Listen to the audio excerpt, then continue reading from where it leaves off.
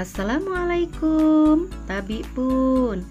Anak-anak hebat, jumpa lagi dengan Ibu Mujiatun dalam pembelajaran Bahasa Indonesia kelas 7 semester 1. Jumpa kita kali ini akan membahas tentang teks deskripsi bagian 2 ya anak-anak.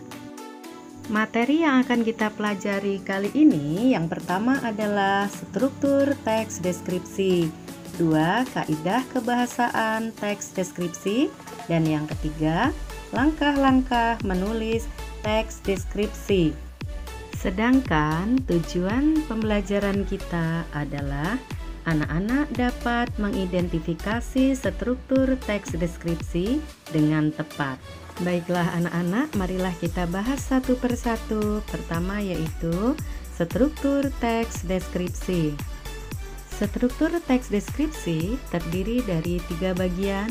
Yang pertama, identifikasi, yang kedua, deskripsi bagian, dan yang ketiga adalah simpulan. Anak-anak, bagian identifikasi berisi gambaran umum terhadap objek yang ingin disampaikan oleh penulis. Sedangkan bagian deskripsi bagian berisi perincian bagian yang diperinci berdasarkan tanggapan subjektif penulis, yaitu berdasarkan ruang, berdasarkan anggota bagian-bagian objek, berdasarkan proses sesuatu berlangsung, dan berdasarkan berupa pemfokusan. Bagian simpulan atau kesan berisi kesan umum penulis terhadap objek yang dideskripsikan. Anak-anak hebat, pembahasan kita yang kedua adalah kaidah kebahasaan teks deskripsi. Yang pertama yaitu penggunaan kata dasar yang berawalan huruf K, T, S, dan P. Kata dasar adalah kata yang menjadi dasar bentukan dari kata yang lebih besar. Penulisan kata yang berimbuhan me bila dirangkai dengan kata berawalan huruf K, T, S, P, maka huruf-huruf tersebut akan luluh. Contohnya, imbuhan me dirangkai dengan kata tepi, maka akan menjadi menepi, dan seterusnya. Kebahasaan yang kedua yaitu penggunaan kata depan pada teks deskripsi. Kata depan adalah kata yang menghubungkan kata benda dengan bagian kalimat. Adapun kata depan yang digunakan pada teks deskripsi adalah di, ke, dari, dan pada. Contoh kalimatnya adalah Handi belajar di sekolah. Kebahasaan yang ketiga adalah penggunaan kata depan di dan huruf kapital. Anak-anak, penulisan di sebagai kata depan maka harus dipisah. Contohnya di sawah, di sekolah, dan lain-lain. Sedangkan untuk penulisan di sebagai imbuhan maka dirangkai dengan kata berikutnya.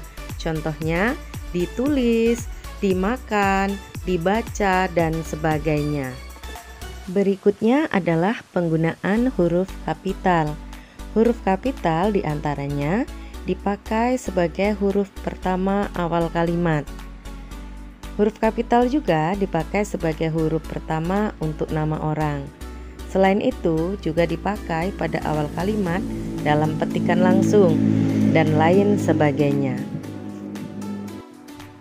Anak-anak, kaidah kebahasaan berikutnya yang keempat adalah penggunaan kalimat rincian. 5. Penggunaan kalimat yang menggunakan serapan panca indera. 6. Penggunaan sinonim. 7. Penggunaan kata khusus. 8. Penggunaan kalimat bermajas. Dan yang terakhir yaitu penggunaan pilihan kata yang bervariasi.